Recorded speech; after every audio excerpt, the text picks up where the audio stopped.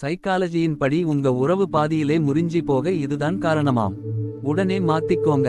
தம்பதிகள் அனைவரும் ஒன்றாக சேர்ந்து வாழ்வது அவர்களுக்கும் அவர்களை சுற்றி உள்ளவர்களுக்கும் மிகுந்த மகிழ்ச்சியை தரும். ஆனால் பிரிவு மிகுந்த துயரத்தை தரும். இன்றைய நாட்களில் பெரும்பாலான தம்பதிகள் விரைவிலேயே பிரிந்து செல்ல முடிவெடுக்கிறார்கள். பல்வேறு காரணங்களுக்காக பல தம்பதிகள் பிரிந்து சென்றிருக்கிறார்கள்.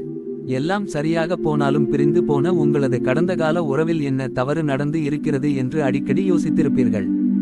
நாம் கடந்த காலத்தில் சரியாக பார்க்காத அல்லது கருத்தில் கொள்ளாத சிறிய விஷயங்கள் படிப்படியாக உறவு பிரிவதற்கு வழிவகுத்திருக்கும். அந்த முக்கிய காரணங்கள் என்ன என்பதை நாம் அப்போது உணர்ந்திருக்க மாட்டோம். சிறந்த புரிதலுக்காக உங்கள் உறவுகள் நீடிக்காததற்கான உளவியல் காரணங்கள் பற்றி இப்பதிவில் காணலாம். 1. உனக்கு என்ன வேண்டும் என்று கேட்காமல் இருப்பது. பல தம்பதிகள் தாங்கள் செய்ய விரும்பும் விஷயங்களை பற்றியே யோசிக்கிறார்கள். தங்கள் துணை என்ன நினைக்கிறார்கள், என்ன விரும்புகிறார்கள் என்பதை பற்றி யோசிக்க மாட்டார்கள். மேலும் அவர்கள் அதை ஒருபோதும் தங்கள் துணையுடன் தொடர்பு கொள்ள மாட்டார்கள். அவர்கள் தங்கள் கூட்டாளி என்ன எதிர்வினையாற்றுவாரோ என பயப்படுகிறார்கள்.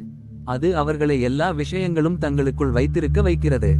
நீங்கள் எல்லா விஷயங்களும் மாறும் என்று எதிர்பார்க்கும்போது ஒரு நாளில் உங்கள் ஆழ்மனதில் உள்ள எல்லா விரக்தியும் வெளியே வரும். பின்னர் அந்த உறவு எப்படி நீடிக்கும்? 2. இல்லை என்று சொல்ல முடியாது. இல்லை என்று சொல்வது எவ்வளவு முக்கியம் என்பதை நாம் அனைவரும் புரிந்து கொள்ள வேண்டும். இது உடல் பாதுகாப்பிற்கு மட்டுமல்ல, உங்கள் மன ஆரோக்கியத்திற்கும் கூட முக்கியம். எல்லா நேரத்திலும் மற்றவர்களை மகிழ்விப்பதற்காக ஆம் என்று சொல்வதன் மூலமும் நீங்கள் விரும்புவதை செய்யாமல் இருப்பதன் மூலமும் நீங்கள் வேண்டாம் என்று சொல்ல முடியாததால் அது உங்களை ஆழமாகவும் மனச்சோர்வடையவும் செய்யும் ஒரு குழிக்குள் தள்ளும்.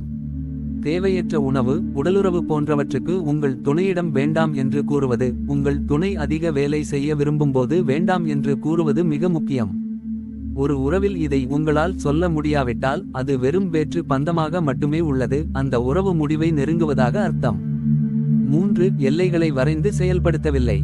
உறவுக்குள் ஆரோக்கியமான எல்லைகளை அமைக்க வேண்டியது மிகவும் அவசியம். எல்லைகளை அமைப்பது மட்டுமல்ல, அவற்றை நீங்கள் இருவரும் செயல்படுத்துவது முக்கியம். இல்லையெனில் எந்த அர்த்தமும் இல்லை. நீங்கள் அவற்றை அமைத்து அவற்றை நீங்களே பின்பற்றவில்லை என்றால் உங்கள் விருப்பங்கள் தீவிரமானவை அல்ல என்றும் உங்களை ஒரு பொருட்டாக எடுத்துக் கொள்ளலாம் என்றும் உங்கள் துணையை நினைக்க அனுமதிக்கிறீர்கள். 4. உங்கள் உலகம் உங்கள் துணையைச் சுற்றியே சுழல்கிறது. இந்த சூழ்நிலை பாதுகாப்பின்மை மற்றும் சுய சந்தேகத்தை தவிர வேறில்லை.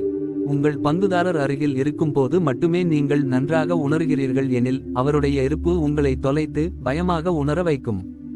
இது நீங்கள் மிகவும் ஆரோக்கியமற்ற அமைப்பில் உள்ளீர்கள் என்பதை காட்டும். மேலும் உங்களை அழிக்க வேண்டும் என்று நினைக்கக்கூடிய மற்றொரு நபருக்கு உங்கள் வாழ்க்கையின் ரிமோட்டையும் கொடுக்கிறீர்கள். அது மட்டுமின்றி நீங்கள் மற்றவர் மீது அழுத்தம் கொடுத்து அவர்களையும் மூச்சு திணற வைக்கிறீர்கள். உங்கள் உணர்ச்சி உங்களின் சொந்த பொறுப்பு, அது உங்கள் துணையின் பொறுப்பு அல்ல. 5. கேள்விக்குரிய உணர்ச்சி முதிர்ச்சி. ஒரு நபரின் முதிர்ச்சியின் நிலை உறவை ஒட்டிக்கொள்வதில் ஒரு முக்கிய அங்கமாகும்.